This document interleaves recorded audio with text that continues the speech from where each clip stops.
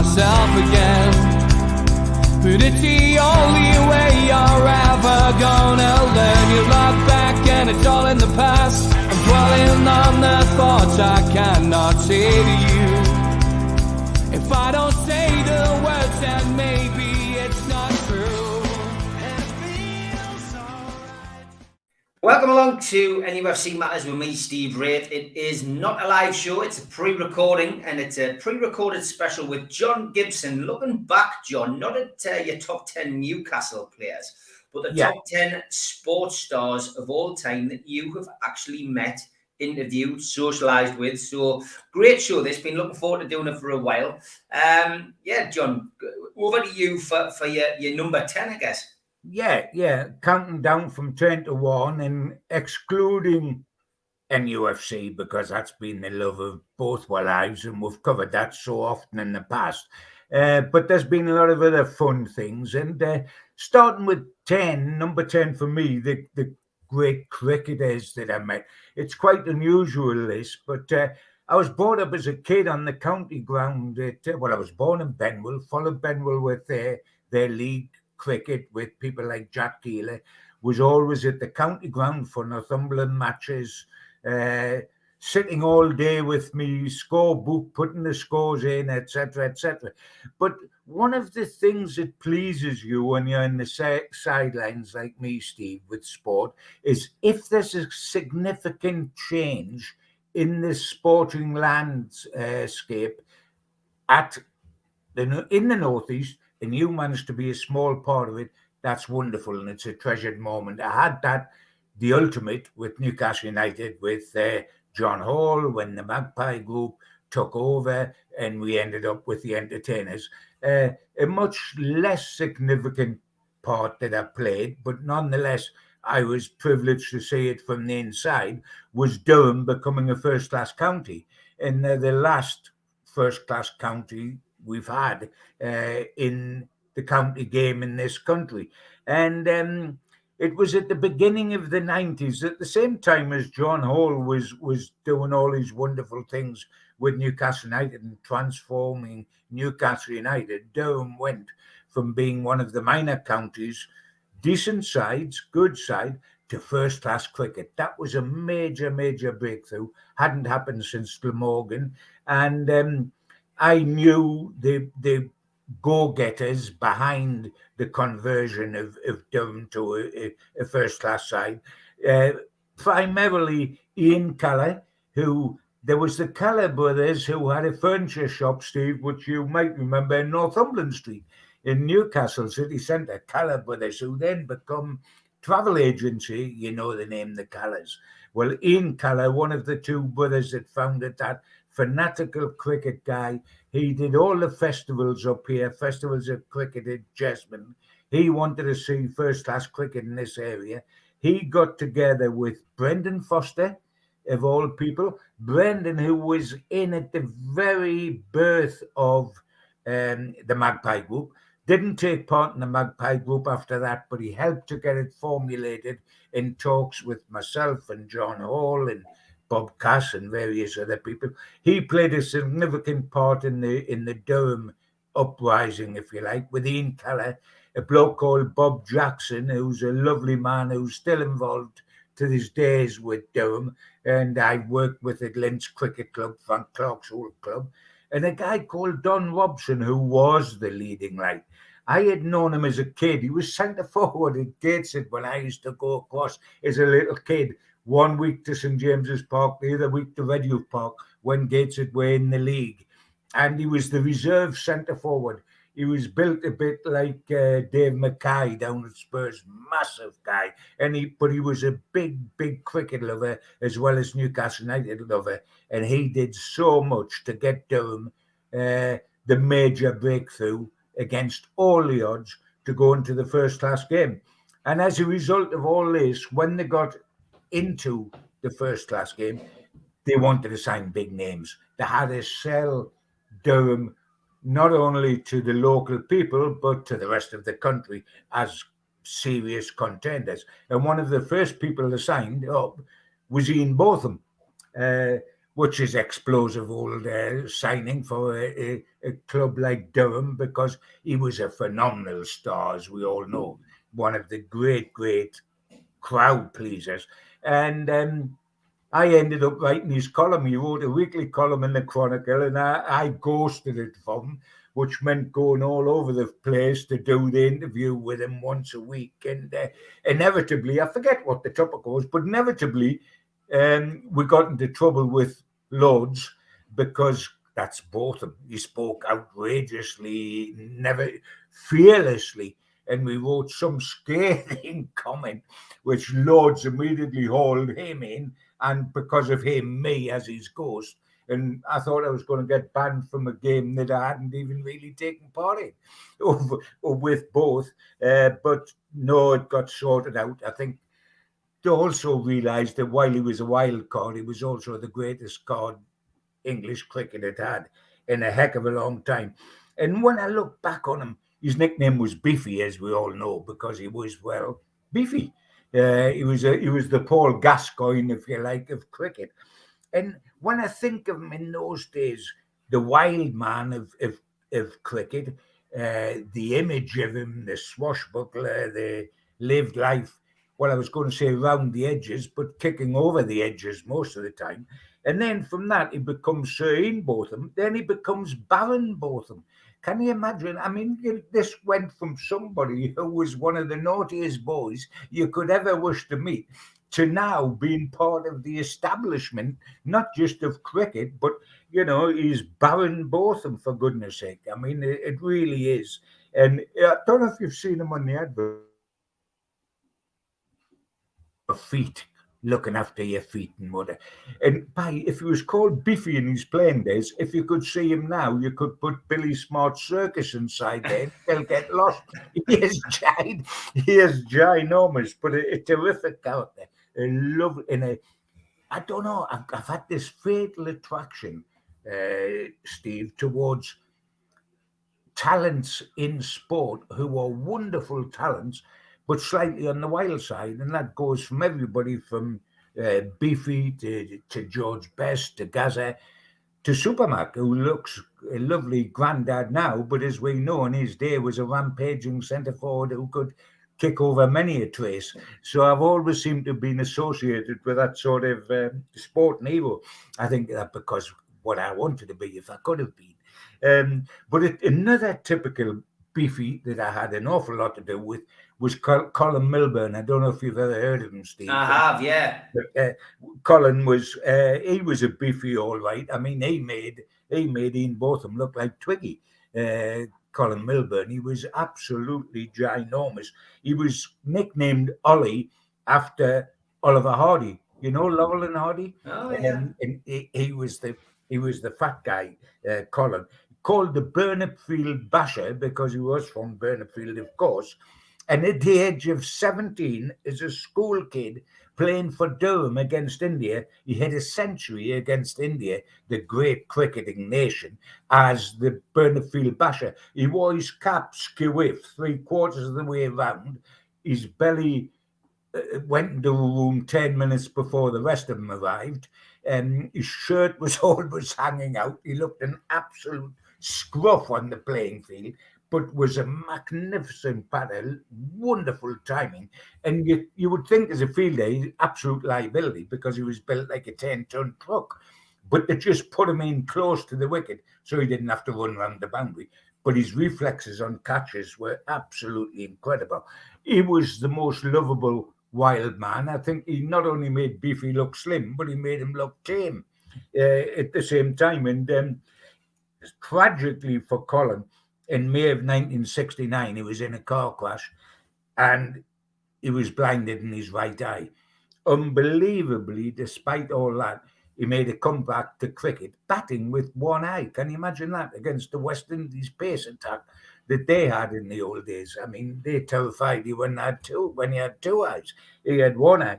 And he died in February of 1990 at the very, very young age of 48. Tragic, always something you're worried about with Colin. You're worried that this could happen to him because, as I say, He was larger than life, physically, literally, and as a personality. And he could drink for England, and he insisted upon drinking for England, of course. That was very important to him. And I thought it was appropriate. He was buried up here in Burnfield, in his hometown, remembered so well these days. And one of the pallbearers at his funeral was Ian Botham, and it was Biffy, carried Biffy, and lovely, lovely lads. And I remember both of them ever so well. One of the other cricketers I had a lot to do with, maybe his name slightly before your time, Steve, but there was a Basil D'Oliveira who was nicknamed Dolly. Oh, yeah. He was the one, the famous D'Oliveira affair of 1968. He was the coloured South African that came and played in England, played for Worcester, wonderful, wonderful cricketer, qualified for England because he'd lived here for so long, and we threatened to pick him for a test match. And of course, South Africa, with apartheid rampaging at that time, would have none of a black guy being in a side going to play in test matches in South Africa. And when we did pick him for that in 1968 to tour South Africa, they called the tour off. They wouldn't let Basil D'Oliveira in, and South Africa were banned from Test cricket for 22 years. And it was all down to Basil D'Oliveira affair, as it was called. At that time, I was working in Fleet Street. It's before I come back to cover Newcastle. I'd gone down to work in Fleet Street. I was 2 or 3 years down there. And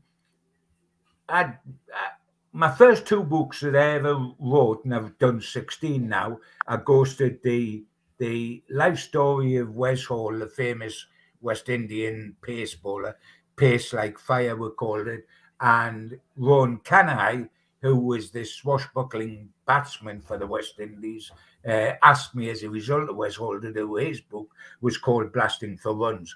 And it was around that time, mixing with the top cricketers, while I was in Fleet Street, that I got in touch with Dolly, and Dolly got in touch with me. And we had several meetings and wrote lots of letters to each other, which were sent to my Whirple Road address in Rains Park, which is just outside of Wimbledon, when I was working Fleet Street. I've still got those letters today. He wanted me to write his book. This is just before the Basil D'Oliveira affair, which revolutionized cricket. He wanted me to write his book, and we actually signed a contract, me and Dolly, for me to write his book, and Worcester stopped it. Worcester knew what was coming, the political implications of this wonderful cricketer who was a South African, but a coloured South African, and therefore banned in his own country. And they've become historic letters because of the D'Oliveira affair, which blew up 2 years later. And I've just looked when we were going to do this show, just dug out in my prized possessions, and April 26, 1965 is the contract signed between me and Dolly for his book that never came off because of this affair. I mean, he's a funny lad. In a lot of the guys that come from the poorest parts of South Africa or whatever, they either weren't certain what age you were, or they didn't want to let you know. And Dolly, having come to this country, had decided that if he's going to have a future in cricket, he couldn't be too old. So he initially told everybody, Worcester and everybody else, he was born in 1935.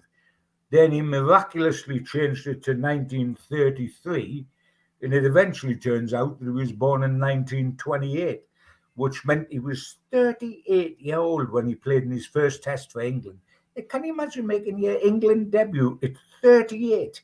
And actually, when he died, he was 83 because he kept changing his age when it suited him. But he was a lovely, lovely man. I mean, my introduction to the top cricketers, Wes Hall was your typical West Indian cricketer. Lovely, lovely man with a big, big smiling face. Very funny, larger than life. Ron Canai asked me to do the book because I'd done Wes Hall's. He was a totally different kettle of fish. I mean, for me, Canai was beautifully balanced because he had a chip on both shoulders. He was a totally different man to the extrovert that was Wes Hall and Gary Sobers, who I met during those times. Very, very different. Of course, the man that was different to everybody else, and I possibly had more to do with than anybody else, was Jeff Boycott.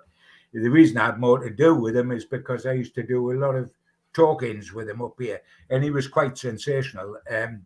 He was so blunt speaking that he used to bring the house down. Not only did he score hundreds upon hundreds upon hundreds for England, normally taking about 6 days, mind. He refused to get out and he refused to hit boundaries. He slowly built up. He was like a tortoise in his innings, but he was magnificent and rescued England time and time again.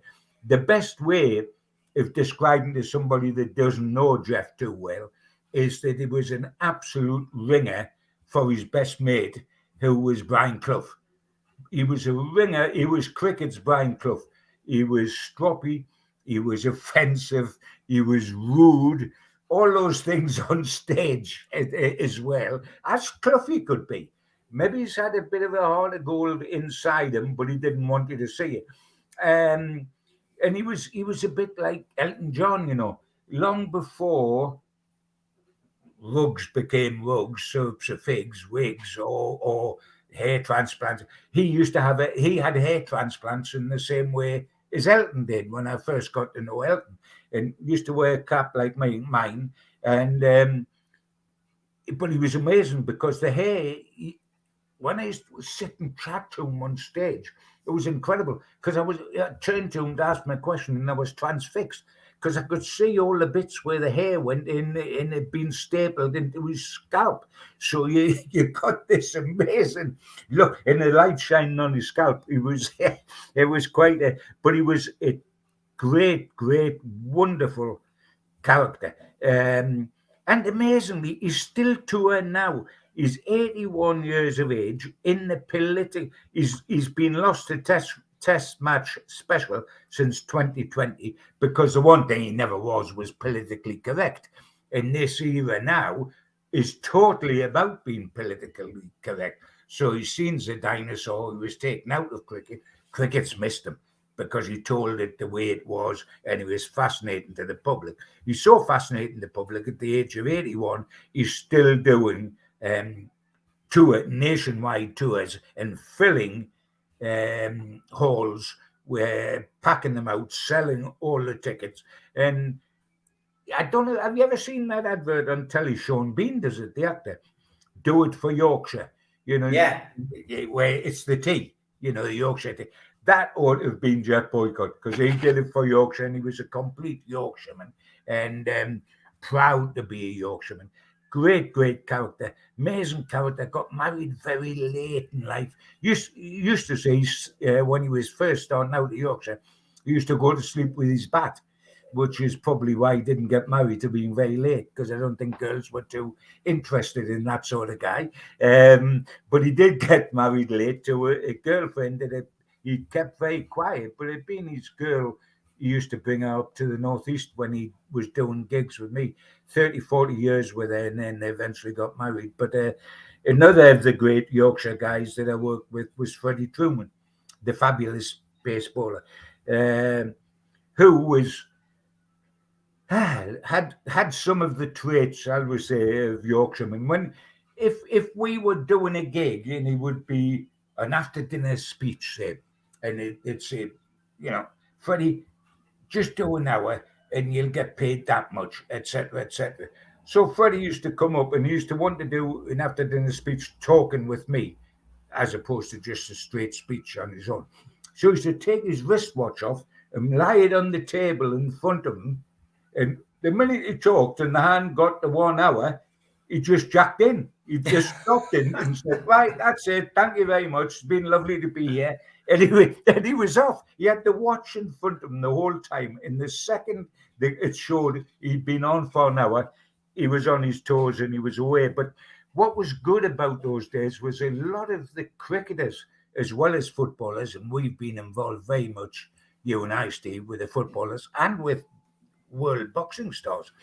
But the cricketers were big in those days more than they are now. And people like Bob Willis, Dennis Lilly, the pace bowler from Australia, right away through to Collingwood and Harmy, who two of England's greats who played for them, did a lot of talkings up here and were really something extra special. And I'd been brought up in that environment as well as Newcastle United.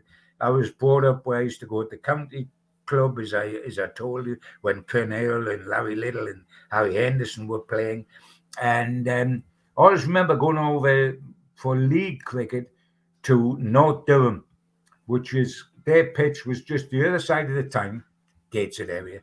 And I saw this bowler, and you know when a bowler gets a ball and he walks back from the wicket to pace out his run, Yeah. and this fella kept walking, and I thought, what's he doing, mate? Is he away for a bus or something? You know, I mean, he just kept walking.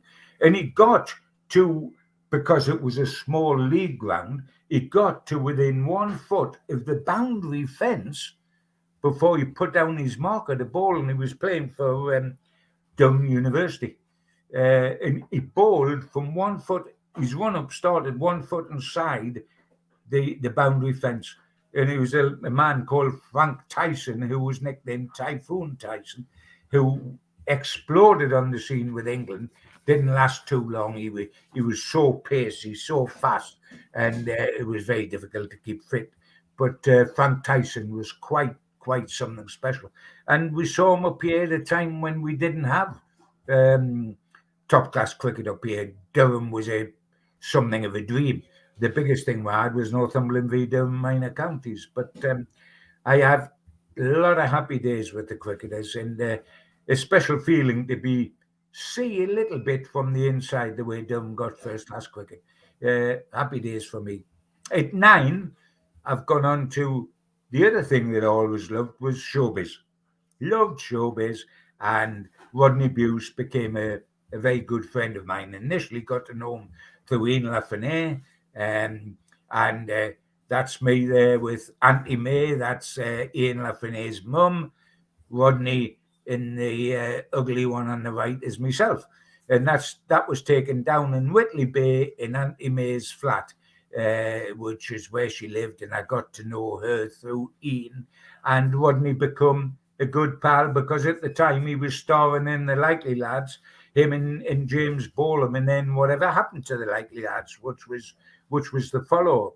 And I mean, I became friends with a lot of the showbiz people that was involved through LaFontaine, like Rodney, like Jimmy Nail, who's still a pal these days, Tim Healy, Tom Courtney, who was in a lot of plays in London with LaFontaine, and is a very big Hull City fan. Everybody's got a cross to bear. That's his cross to bear. Brian Johnson, of course, AC/DC, and Chas Chandler, who was, as we know, was part of the Animals, etc. But Rodney became as close as anyone to us. It was amazing because he played the part of it. I mean, Ian's play, although it was written with Dick Clement, The Likely Lads were two Geordie lads, and how they were contrasting sort of guys. One was Jack the Lad, one was desperate to be a success, which is the one Rodney played. And in fact, Bolam at least was from the northeast, he was from Sunderland, but Rodney was a Yorkshireman. But he played a Geordie and always loved the Geordies as a consequence. It was as much the biggest thing he was ever involved in. And ironically, by the way, through my friendship with LaFontaine, they had a world premiere for the film The Likely Lads. And instead of it happening in London or somewhere else, we got it up here to Newcastle. It's sponsored by the Evening Chronicle, and the whole evening with the red carpet and everything for The Likely Lads was in Newcastle with Rodney and with Bolam. Very different people. I mean, Rodney's flame burst into life with The Likely Lads and then faded somewhat, although he worked right to the end all the time in theatre. It varies. Three Men, The Boat he did regularly, etc. Lived in Cornwall, come up, loved the theatre. He was a lovey, and I mean that in a nice way. I mean, he was showbiz to the end. James Bolam was very much a different guy. Again, a guy who hid his light under a bushel and didn't want his art to be exploited in any way. And sadly, they fell out, for two people that were, to this day, are so respected and loved in this area because of the Likely Lads. They fell out because James Bolam was still is, a very private person. And Rodney just loves to tell showbiz stories, I met him and knew him and I did this and we did that. And he told an innocent story one day about James Bolam, referring to him because Rodney had loads of kids and the wife's pregnant again, and tells a story about James Bolam expecting a child. And James Bolam took such an offence, he phoned up Rodney, gave him an absolute rocket, and for 30 years they never spoke again. And he actually blocked repeats of the Likely Lads, which you never saw, because for these things to be repeated, all the top characters have got to agree to it being repeated. Ian Lafreniere and Dick Clement were all right with that. Obviously, Rodney Bewes was all right with that, but James Bolam said he didn't want them repeated. And he didn't need the money because he was a star in everything. And it was a star all the way through to today. No question about it, Bolam, but Rodney wasn't.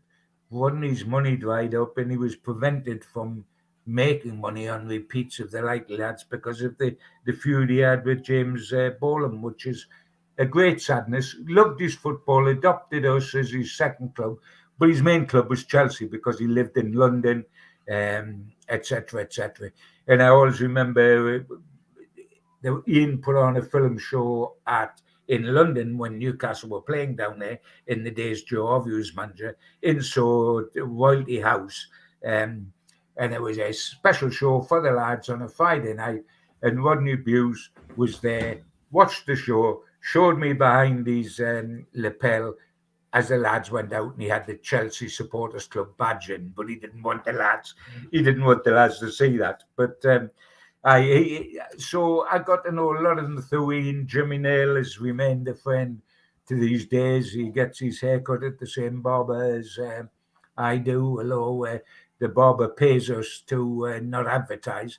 When you see my hair and you see Jimmy's hair, I was getting it cut at his place because he wouldn't have any customers. But happy days, good days, and treasured days. And, I've just had lunch. I was talking to Ian day before yesterday on the phone, and I had lunch with him over here with Malcolm McDonald when he come over for the Whitley Bay Film Festival. Good friends. At 8, I'm getting into your territory here, Steve. You've mixed so much with the boxing lads over the years, and you have been responsible for bringing an awful lot of the world's best to the Northeast to Torkins, etc., etc. And number 8 for me, because I've always been a man who's steeped in history. I love the history of sport. I love sport today, but going back to Newcastle in 27, Hughie Gallagher winning the championship, the First Division championship, going back to the old cricketers, Len Hutton and going back to the old boxers, black and white films, Jake LaMotta. Now, he epitomizes everything for me. There he is with, I don't know who the guy is on the right, but I recognize the cowboy.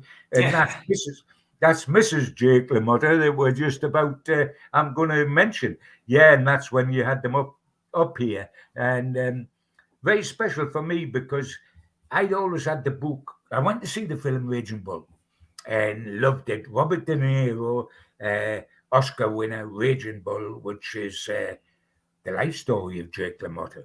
And what made it great was that he lived in the period of corruption in boxing. World boxing was absolutely corrupt.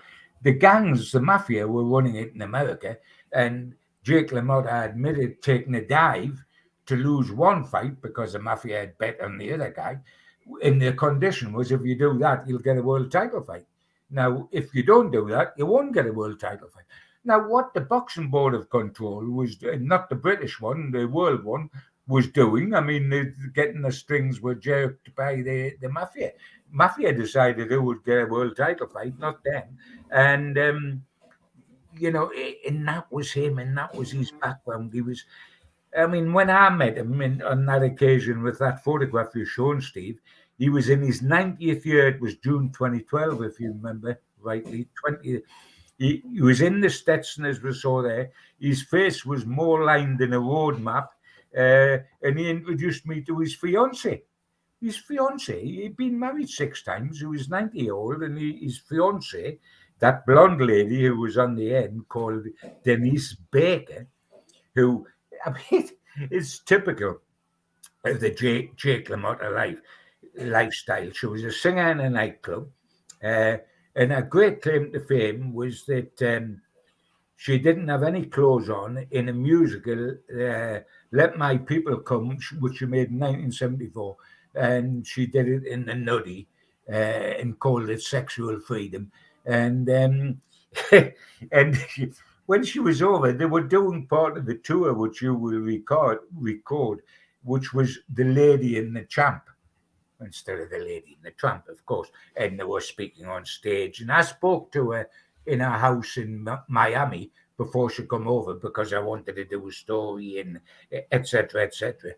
And all the time he was on stage during this tour. She sat like a bodyguard. She was the praying mantis just out of camera shot at the end, looking after him.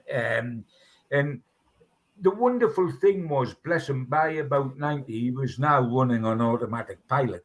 He'd be sitting there and you would say something to him or ask him a question, and all of a sudden, absolutely nothing to do with anything, it would just click into one of his one-liners that he'd used all his life, and he'd just come up with it again. I'd go, come to me here.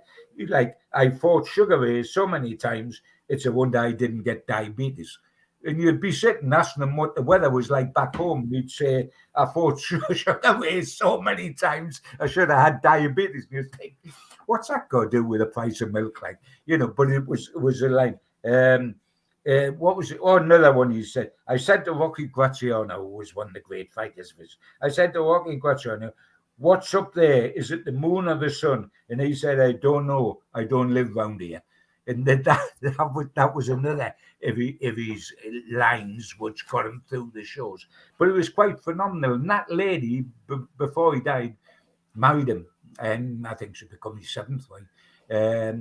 And it was quite obvious he was going to set the Guinness Book of Records if he hadn't died for the number of marriages he had, because I think he had almost as many marriages as he had knockouts in his career. But he was one of the great original characters.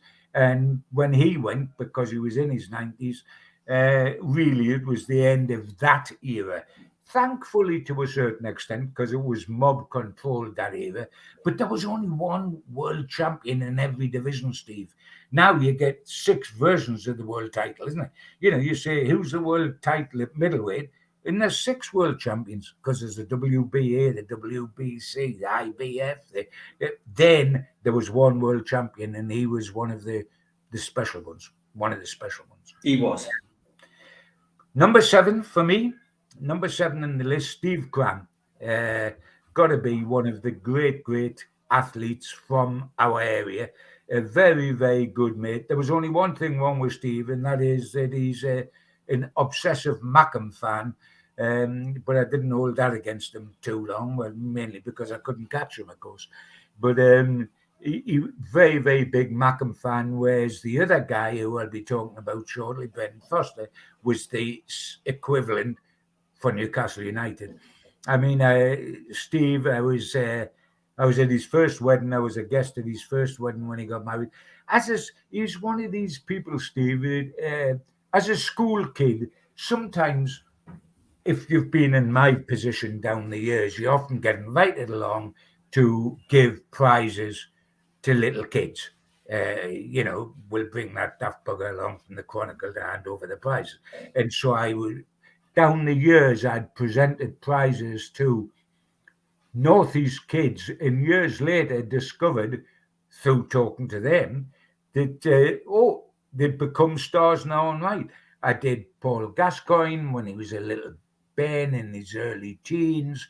I did Chris Waddle long before he'd become a professional footballer when he worked at when he played for Clark Chapman's football team. And I went and did a presentation to Steve Cram, is this very gangly, long-legged, blonde young man who was setting records at all different age groups as a runner, and we stayed friends from that point onwards. And because he loved his football as much as he did, we used to have Football of the Month. Hennessy Cognac used to sponsor Football of the Month, and I used to host it. It used to be held in a restaurant in the centre of Jesmond Dean, and it's where actually Supermac got married to Carol, and I was best man in that same restaurant.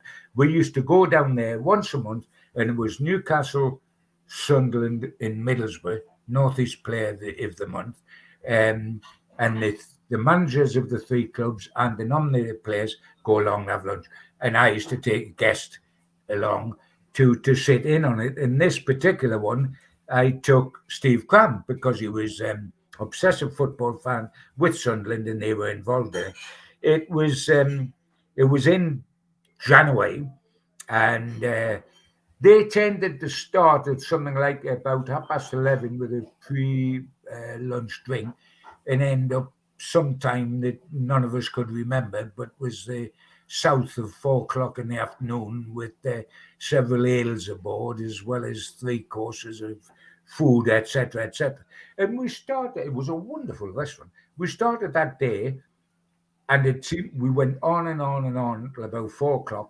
And unknown to us, it was snowing heavily outside after we arrived.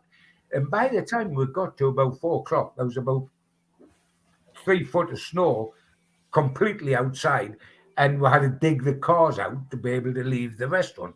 Now, the only trouble in one, a bumper-to-bumper crawl. Now, the only trouble with that is there was a Sportsman of the Year dinner hosted by Vox Breweries that night, sometime in the Sunderland area. And Steve Cram was going to get the award as Sportsman of the Year. But he was going to go home and get changed. I was going to go home and get changed, and then we were both going to the sportsman's dinner. By now, it was far too late. By the time we dug the cars out, it was far too late to go home, so I had to head straight for Durham, which is Durham City, which is where the do was.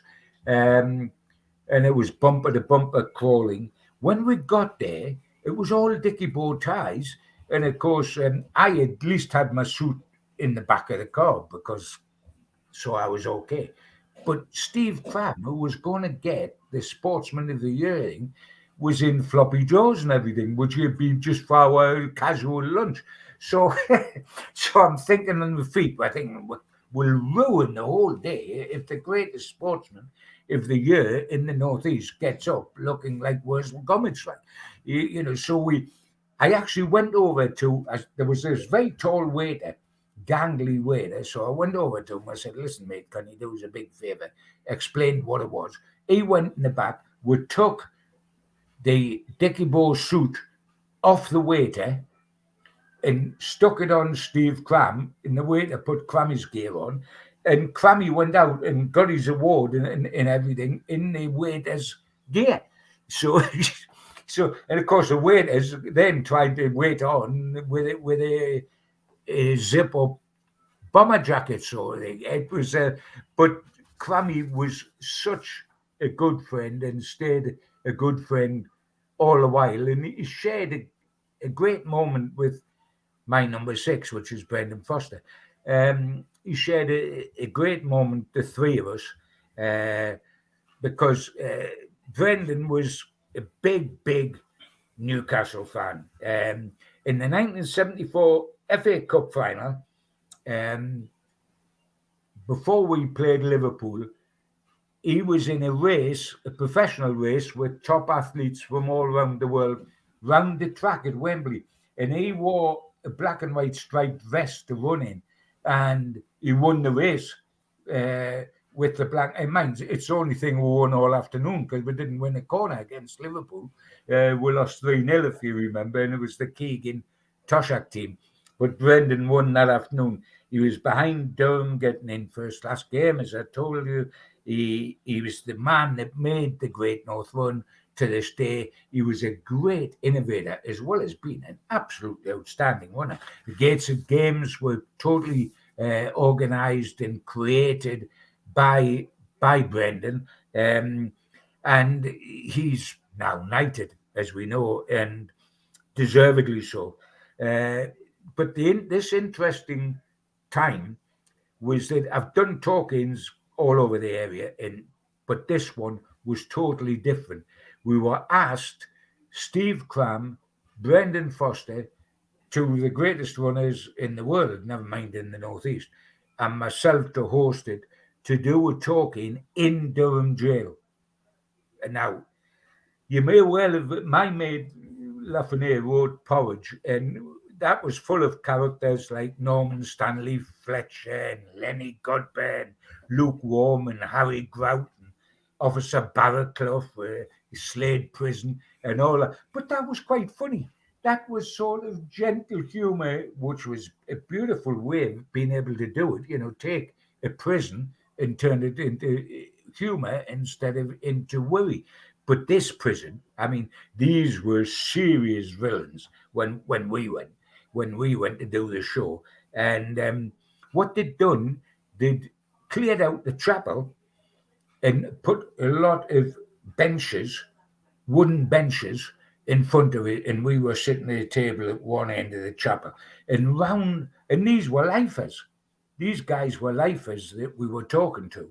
So consequently, if the audience was something like 120, there was 300 guards round the outside wall of the thing, because, what if there's a riot or they decide to take the three of us hostage?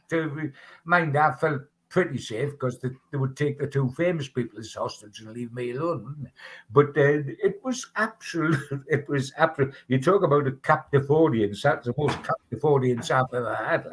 And it was amazing because, and they were from all over the country. They weren't Northeast people. They were lifers, of course. So we had to keep the questions wide. Luckily, these were two superstars.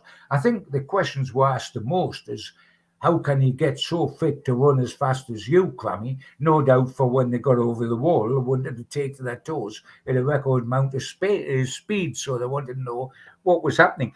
But it was, and at the end, the warders made the whole audience line up in a long snake-like line, and all come up and passed our table with three of us on and shook hands with each one of us as they passed and went out the other end with the warders. So, and we were looking at each other, and you can imagine when we got outside and we had to go through security and all sorts of things to be allowed in and to be allowed out. When we got outside, the first place we visited was the Boozer, because we felt in need of a little snifter. But it was quite an experience, and they were great lads, Crammy and Brendan, who worked together an awful lot on the Great North Run and the London Marathon. They worked together for the BBC an awful lot, and Crammy still does, of course. And Brendan's retired and is living up not far from where I live now. And special memories of him. But he was as fanatical a Newcastle supporter, still is, as Crammy is a Sunderland supporter. Number 5, a boxer, but surprisingly not involving your good self, Steve, because meeting all the world champions was with yourself putting on the shows. You were the promoter at all the shows. This was an amateur man, Teófilo Stevenson, who was the great Olympic heavyweight, super heavyweight, and reckoned the greatest of all time. In the fight everybody wanted and would have paid a fortune to get was him fighting Muhammad Ali. And they would have short-circuited the route to the top and made it, I think Pete Rademacher, who was an Olympic champion, his first pro fight was for the world title, and they wanted to do the same with Stevenson. But Fidel Castro had a grip on Teófilo far too strongly to allow him to go pro. Pro boxing and Cuba had produced wonderful, wonderful world champions and continued to produce wonderful amateur boxers, but pro boxing was banned in Cuba. So we decided, and this was with McCrory, our own world champion, the only Tyneside world champion there's ever been. And we used to, once a year, would always go abroad, Glenn and I, and would think of some reason to go to somewhere not outrageous but different. Instead of going over to lie on a beach in Marbella or something like that, would say, what else can we do? We went to Atlanta, for example, to see a Northeast golfing hero that had been lost and forgotten about, but was a wonderful character, was buried out there. We went out there. We went to Casablanca. Why did we go to Casablanca? Because I liked Humphrey Bogart. So Glenn said, well, let's go and have a holiday in Casablanca. Went to Shanghai. And on this particular occasion, we went to Cuba, to Havana, because Glenn had met Teófilo Stevenson. And he said, look, come across, you'll meet, he's the greatest of all, etc., and you'll get a very, very good interview for the Chronicle. So out we went, and eventually we got a phone call to say, from him to our hotel, say, come up tomorrow morning at 8 o'clock in the morning. So I was like, okay. So we had the address. We went over to this house in the outskirts of Havana. It was the garden was small. The house wasn't pretentious for a living legend, which is what he was, and it was completely overgrown with weeds and various. Knock on the door. It's 8 o'clock in the morning. The door's opened, and there's this skyscraper of a man standing there, completely naked, apart from a pink towel round his waist. It's 8 o'clock, 9 o'clock in the morning. He's completely naked, pink towel around his waist. He's got a cigarette hanging from his lips in the way that Robert Mitchum used to do when it used to be cool in films to have a fag in your mouth. And he had a bottle in the other hand, which he would swig out of as he was talking to us. It was a bottle of rum. Now, considering it wasn't 10 o'clock in the morning at this stage, it dawned on us that the interview might be interesting, and so might the whole time we have with this guy. I mean, he had been the greatest Olympian. He took the gold medal, 72 at Munich, 76 in Montreal, and 80 at Moscow. So he wouldn't go pro, etc. Castro had given this house. He took out the back to stand out the back in his yard, as he called it, the American phrase. And there was a swimming pool there. Now, the garden was tiny, the swimming pool was tiny. It was also completely empty. There was no water in it whatsoever, and there was just weeds in it growing about 6 foot tall. So it was never used as a swimming pool whatsoever. And then alongside it was 4 dustbins, all with the lids open, and all they were filled with were empty bottles of booze. The whole of the dustbins were filled with empty bottles of booze, where he gave the rum some Humpty Dumpty.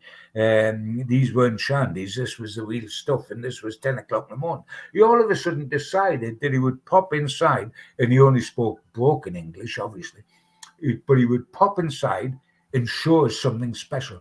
So he re-emerged with a gun in his hand.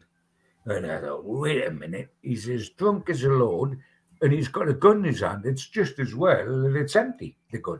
And he told us, Fidel Castro gave him this gun. And then all of a sudden, a bird flies overhead above the garden, and he whips his pistol up and has a shot at it. Misses it completely, of course, but the gun's loaded. Now, you're suddenly thinking the gun in the hand of a drunken, mad boxer is a tad dangerous. So, it was a little bit worrying. to coin a phrase. But we sort of simmered him down, and he was, do we want to have a shot? No, thank you. No, it's all right, Teófilo. We're okay. We'll just play it cool. Now, the professionalism of the boy come out when we went inside, and I said, we did interview, and on the wall was pictures of him with Muhammad Ali, and really the pictures on the wall were covering up cracks in the plaster and all, the house. You'd think if there's a heavy wind, it's going to fall down. It was in such a dilapidated condition. And we said, could I have a picture, for the article? And he said, sure. Disappeared. He'd stubbed out the fag.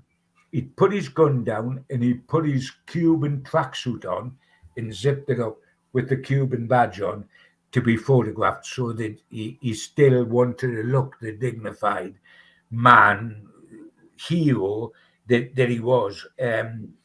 He insisted we went out to meet his mates, ordered a taxi. We both went out to meet his mates. He took the gun with him, and all his mates were upstairs in this restaurant. It was only about 11 o'clock in the morning by this time. And they were all well into the room. They're giving it their neck in it big time. And he joins them. They're all gabbling away in Spanish. And I'm thinking, and I take one look at Glenn, and Glenn nods at me, nod at him. I think we think it's time to leave, because if the party's been a bit lively so far, what's it going to turn into? Because the room's going down like the River Tyne. So when he's diverted, we took to our toes down the stairs, whipped. Honestly, we were quick and Usain Bolt down the road to get away from the house in case he took a pot shot with a gun. Grabbed the taxi at the end of the road back to the hotel. And he got in touch with us a couple of days later. Where did you guys go to? We missed you and all that. And inevitably, bless him, he died 2012. He was only 60-year-old. He died of a heart attack. Great sadness. And I mean, my heart was filled with overwhelming sadness when I heard him die, because he'd been a romantic figure in boxing to me.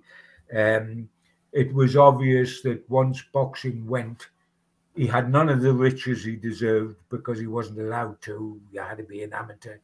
And he hadn't been allowed to leave the country, where you talked about bringing him over to England on some of the things like you did, Steve, on tours to talk to people, and he would have made a fortune.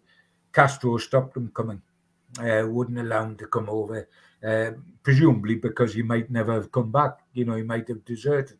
But he on the wall was this fading photograph of him with Fidel Castro, arms around each other, and it said, "Happy 50th birthday," and was signed Fidel, from Fidel Castro. But at 60, he was gone, and one of the great figures of boxing. And I have absolutely no doubt that if he'd gone professional, he would have been world heavyweight champion, and wouldn't have just been an Olympic legend, but would have been a legend of world sport forever. He was that good, but never quite to be.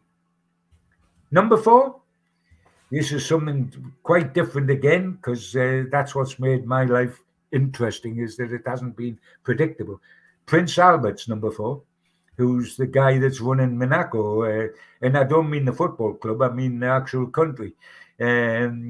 He's Grace Kelly's little boy, as I called him in the article I did in the Chronicle, because his mum was Grace Kelly and his dad was Prince Rainier, who ruled Monaco. And when I met him, he was the Prince William of Monaco. He was waiting in the wings to become the leader when Dad died.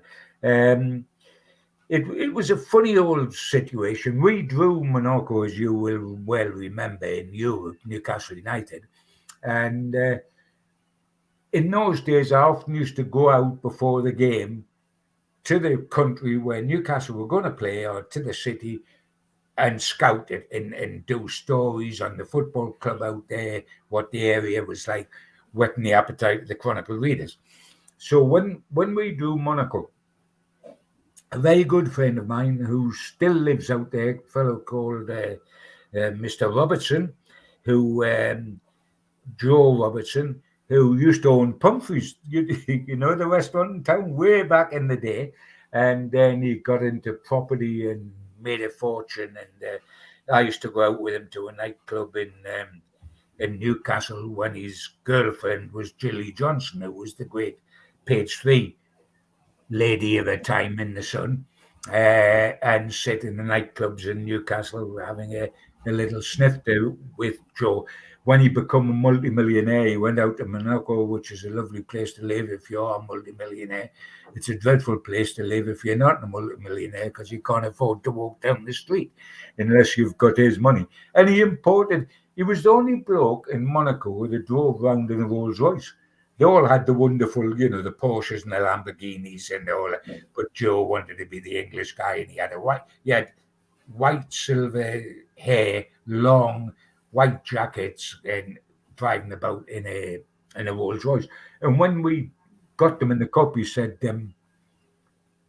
Gibbo, give us a whirl, come over, stay with me, and I'll introduce you to all sorts of people when we were out there. And he arranged interviews, and I spent time talking to various footballers that played for Monaco, like John Collins, who used to play at Celtic, and found out, and was now playing for Monaco, found out that he used to have he had his stag night in the big market and used to come down to Newcastle for over the border for all his nights out with all his mates, and used to stand in the Gallagher end and watch Newcastle play.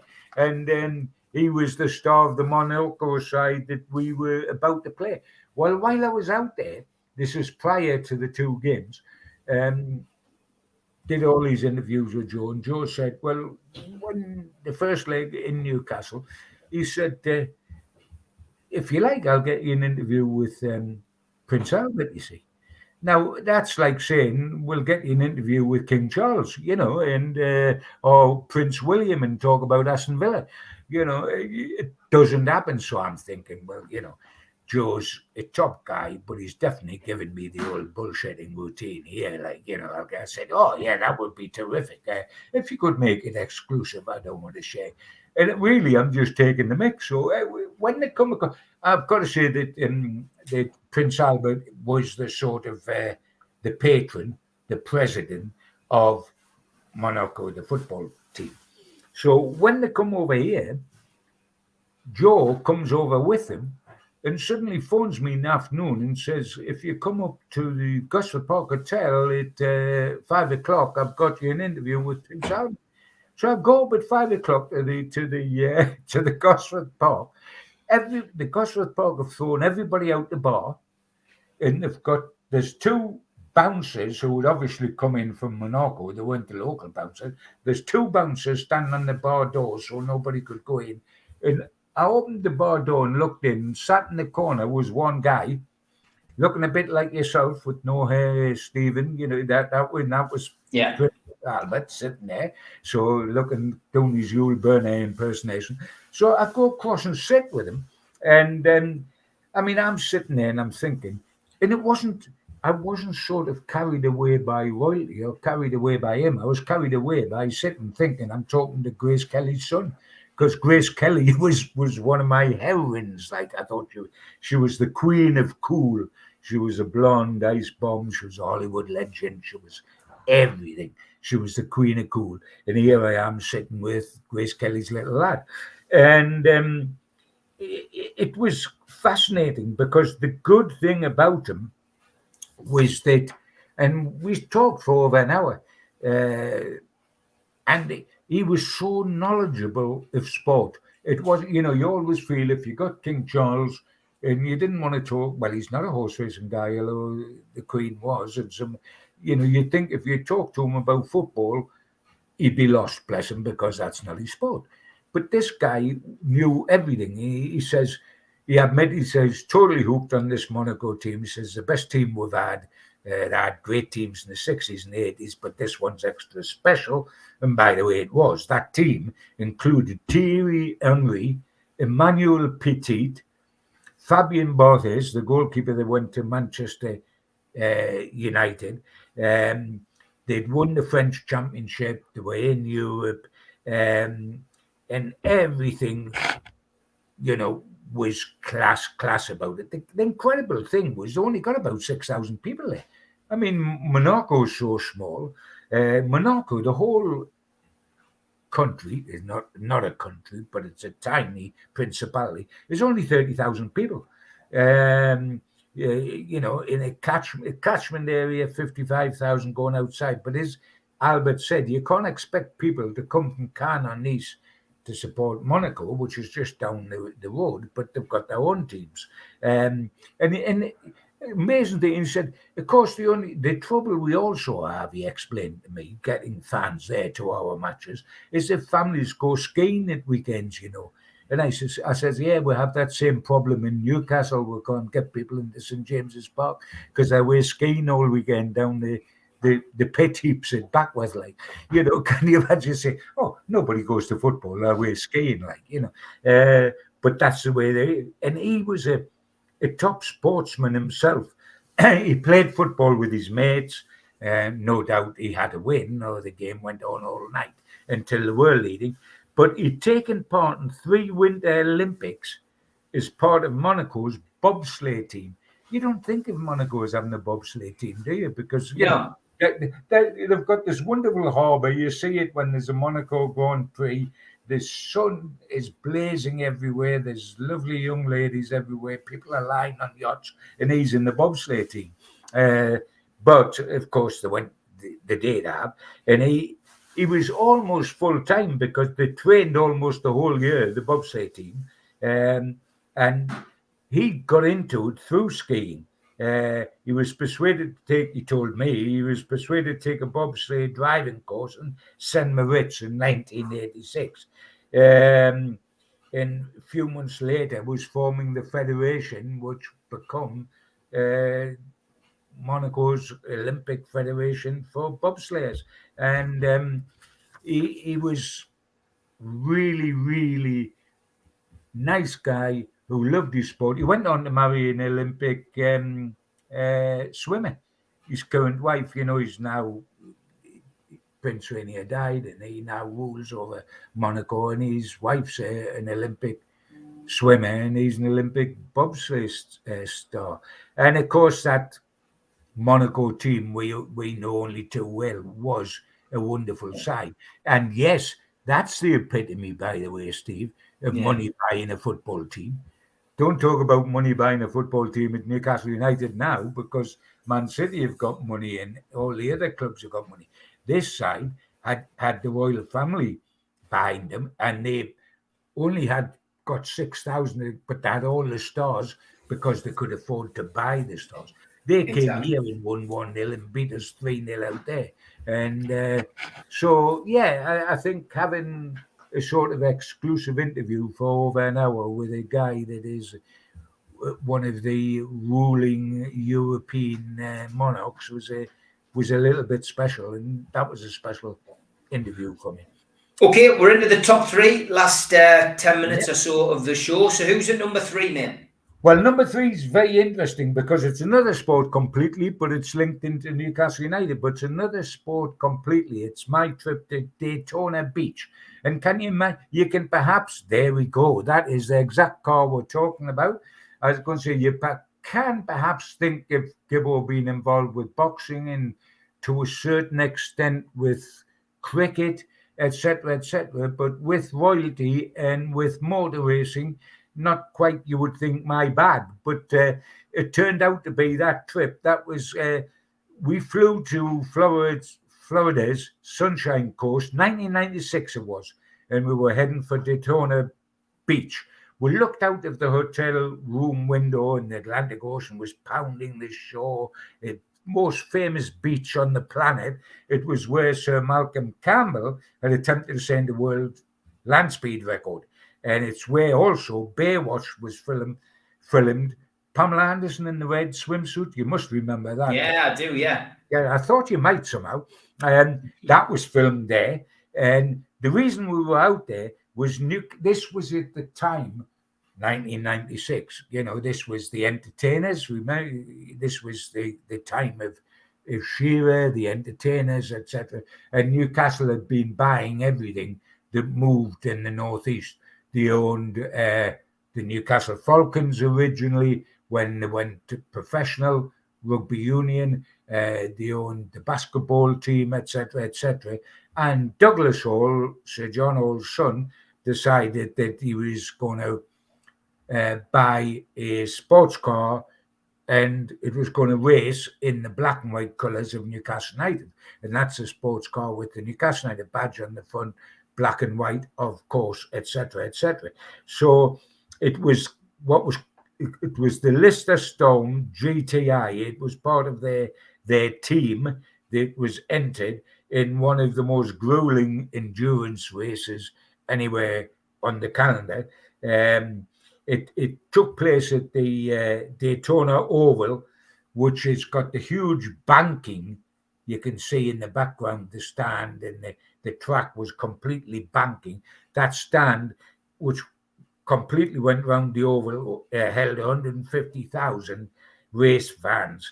And the track was so steep that if a driver dropped beneath 70 miles an hour, he would slide down the bank into the gutter at the bottom. So you had to do more than that. And it was heavy because it was a 24-hour race. It went on during the night and during the day.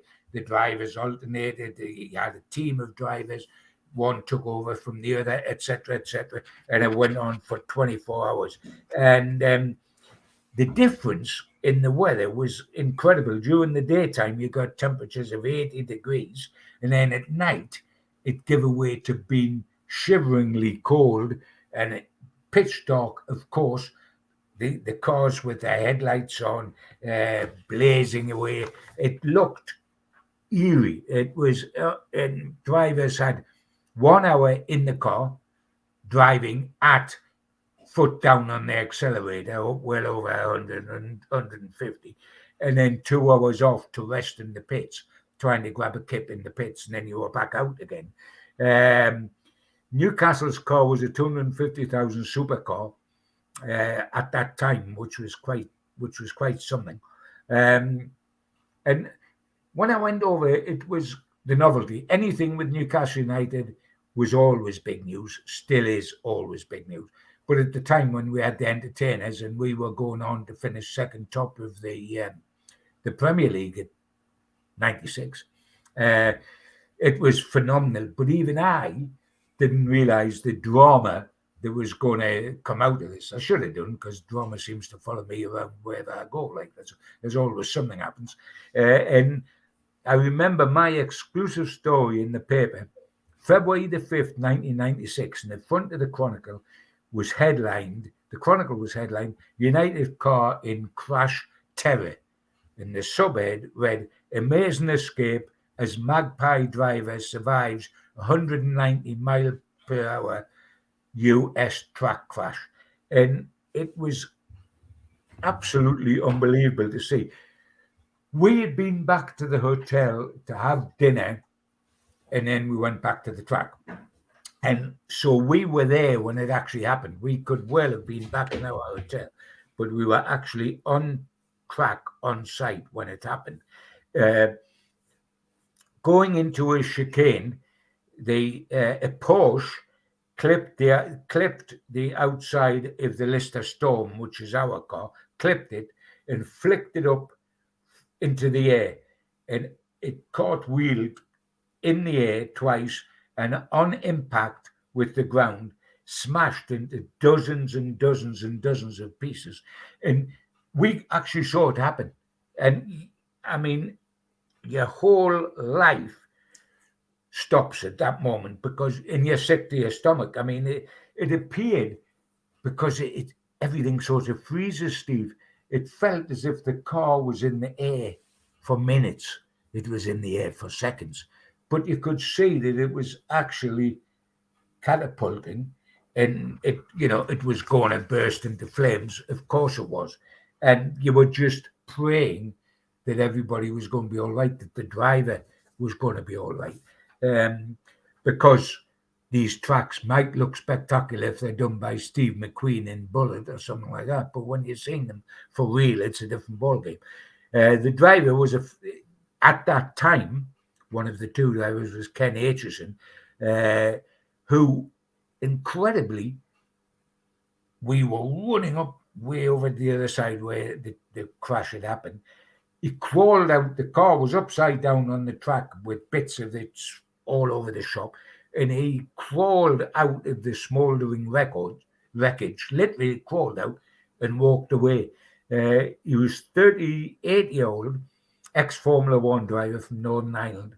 He was obviously rushed to hospital with suspected whiplash injuries and concussion, and the car was towed into the NUFC garage. It was a massive, mangled metal, no bonnet, back and race side wheels were off.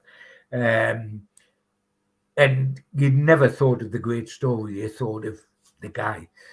Once we knew he was all right and we heard that he was coming back to the hotel from the hospital, the car was a write-off. But, a few hours later, I was interviewing Ken. He was a married man with 2 kids, by the way, and he just said, look, I'm happy to be alive. It was as simple as that. And the pictures were spectacular because we had not a Chronicle snapper, the racetrack snappers were there. And of course, they used Daytona Beach 500, etc., etc. They used with these sort of spectacular things happening and they're waiting for. And we had this picture of the car upside down in the air. You could just make out the NUFC badge on it in the air in Daytona Beach. And there was Freddie Shepherd, there was Douglas Hall, there was myself and other sort of guests all there. And I was obviously the only newspaper man over from England. So it was another Gibbo exclusive. I could have done without it until I knew the guy was great. And I didn't care about the car, They had enough money to buy a £250,000 car. So the car didn't matter, but the guy mattered. And that everybody was safe was mattered. Nobody else or no spectators got hurt, and they didn't. So it was a fabulous, fabulous story that came out and out, because Brilliant. I was wondering what I was going to write about, because we weren't going to win the race. Yeah. We weren't going to win the race, so what have I got to write about? Bit of history, though. Bit of history. Oh, did it. Now, the next one, number 2. Yeah, top 2, Gibbo. This was almost as fatal as the Daytona Beach was fatal. Björn Borg. Again, there he is. The one on the left's not the tennis player. the one with the Shirley Temple hair is the tennis player. There are 2 pullovers we have on, which are Saab. You know the car people Saab? Oh, yes. Which is a Swedish company. And of course, Björn Borg is a Swede, I should say. This was back in June of 1980. It was the 900th anniversary of Newcastle as a city, the formation of Newcastle, 900th anniversary in 1980. And obviously the town wanted to do something, lots of things really big to celebrate such a momentous anniversary. And one of the things they decided to do, one of the big sponsors they had on board were Saab, that I've mentioned, and being Swedish, they were super keen on bringing Borg over to the 900 celebrations. Now, at the time, you've got to realize, when 1980, he was a matinee idol of the tennis courts. He came up here for the 900 celebrations literally just before he won his 5th Wimbledon title. And he was the greatest thing. We had McEnroe, we had Connors, all these guys, but Borg just blew them out the water, Mr. Super Cool. And because Saab wanted the greatest publicity, because they were standing the cost of bringing Björn Borg up to Newcastle, and they wanted the greatest publicity, it was decided they would fly me down to London the previous night to meet Borg and come back with him on the plane to Newcastle, and then be with him when he walked through the adoring crowds in Eldon Square, etc., etc. Now, during me staying overnight in my hotel in London, before we set off to come up here, the weather changed absolutely horrendously. It may have been June, but we woke up to absolute gale force winds and driving rain on the morning. All the regular flights out of Heathrow to Newcastle and everywhere else, for that matter, were cancelled. Now, immediately there was panic on, because you can't wait until Monday to come back up home, because it's this is on a Saturday and this is the official day of the celebrations, and there's huge crowds in Newcastle waiting to welcome Björn Borg. So it was decided that a private plane would be hired from a small airfield on the outskirts of London. Now, and would I go across there and I would be allowed on this private plane with Björn Borg?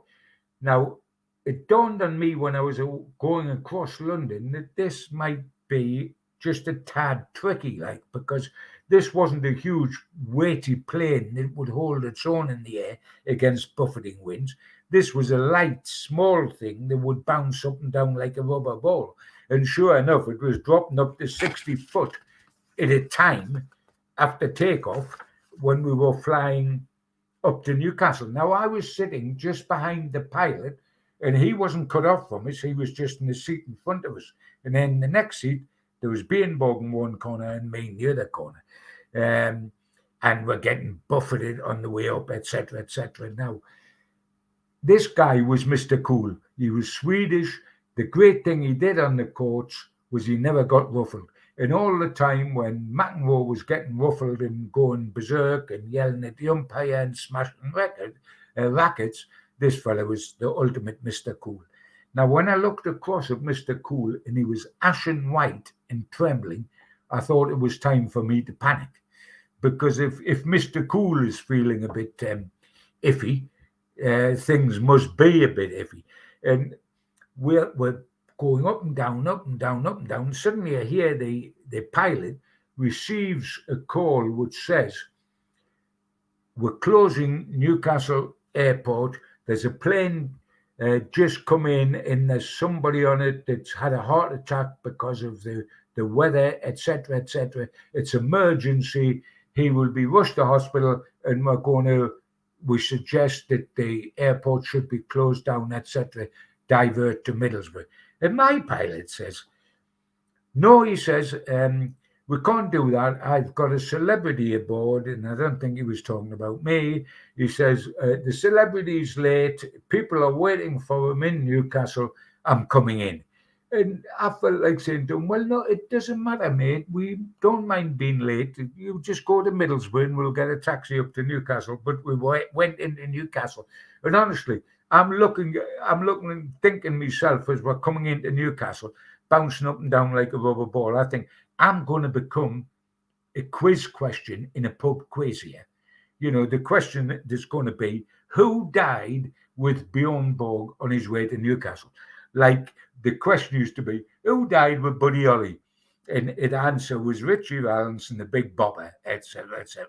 But that was a quiz. Who died with Buddy Holly in the plane crash in America? And I think I'm going to become a pub quiz question. Who died with Björn Borg when he flew into Newcastle? And it was going to be some old tosser that's a hack called John Gibson. And if you get that right, you've won the quiz. And I could see, I mean, the thought actually did pop through my mind. You know, that it could be horrendous. Anyway, we got there. And we both managed to re-establish contact with the living at the airport and went down there. And again, the Chronicle do great out of me where I panicked. Like they got the story of the crash at the Daytona beach. They got the story when Borg was almost died coming into Newcastle. Front page story which was carried on the Monday. And about a couple of weeks after that, Björn Borg played in the final of Wimbledon. He was still only 24-year-old. He played John McEnroe in one of the greatest finals ever. It was 1-6, 7-5, 6-3, 6-7, 8-6. One of the epic finals. And he won that just after Newcastle and the sort of introduction he had to Geordie Land. But great moment for me. And where I'm sitting now, I'm on a table with the in front of me. One of the photographs in the corner, about 6 inches from where I'm sitting, is me and Björn Borg, and we look disgustingly cool, considering that I just about did the unforgettable in the tight-fitting trousers I had on that day. Brilliant, John. Great fantastic story. I'm going to have to ask you to keep this 1 to 5 minutes because I've got another show to do, and I'm running out of time. So we've already run 5 days. We have. Yeah, we've gone well. It was an hour long. We're into an hour and 20. So who is number one? The last one had to be Muhammad Ali, because he's been the hero of me all my life, without a shadow of a doubt. I have a huge autograph collection, which I got mainly as a kid, of all sorts of people like Marilyn Monroe, Peter Sellers, Jack Lemmon, Bridget Bardot, Humphrey Bogart. The only man I ever asked for an autograph as an adult was Muhammad Ali when he come to the Eldon Square Recreation Centre. I always remember Saturday, July 16th, 1977. It was a big live show kicking off at 3 o'clock on the Saturday afternoon, screened live on World of Sport. Reg Guthridge was doing it, and I was allowed backstage with Muhammad Ali in his dressing room before the show, and there was just the two of us in there. I got him to autograph his book, and I had my photograph taken with him. He was unwell that day. He felt terribly under the weather. 2 steps onto the stage, spotlight on him, and he was singing and dancing and doing what he does so marvelously. The minute the spotlight went on him, he transformed.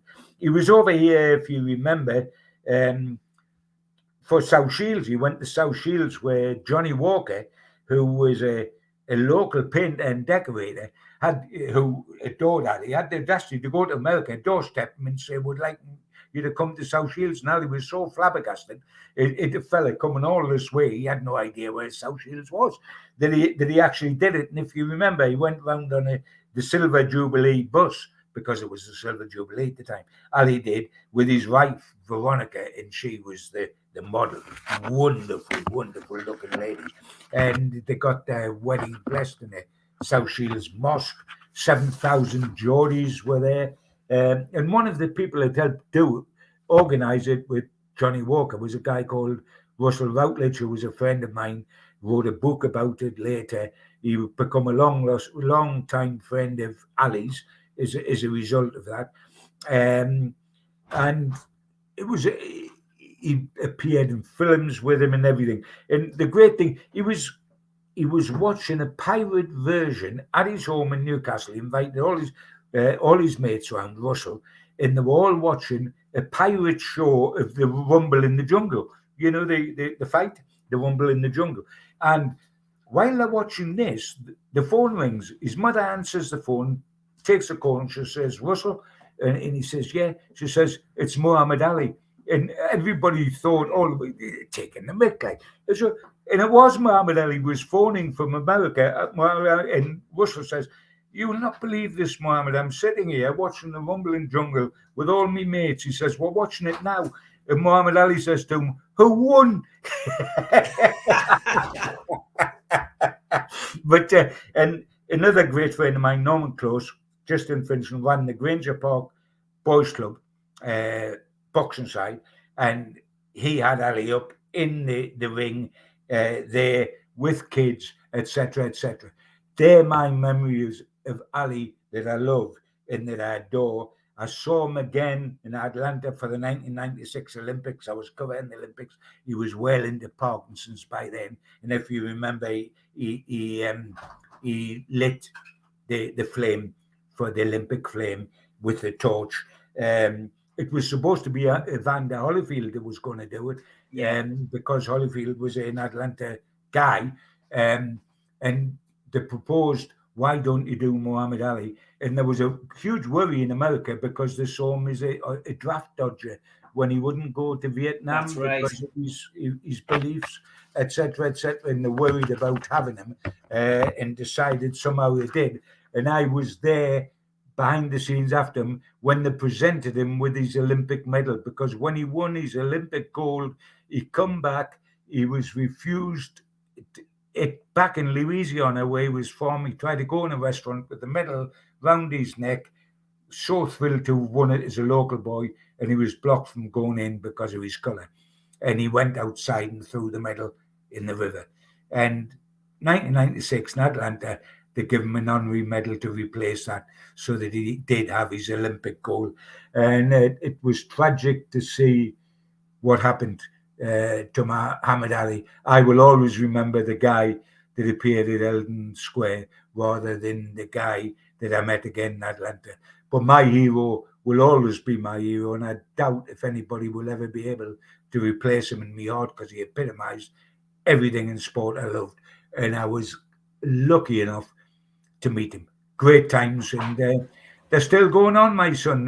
They are, mate. They are. John, I tell you what, that's 90 minutes of sheer heaven for Gibbo fans out there today. I'm sure people will love it. And the good news is we are going to do another one. I think we're going to piece together some more of Gibbo's stories. He's going to get another special sorted out in due course. But John, for now, thanks for joining us. Thanks for sharing the memories, and I look forward to seeing you soon, mate. Take care. God bless. Thanks for the chance, Steve. Take care, mate.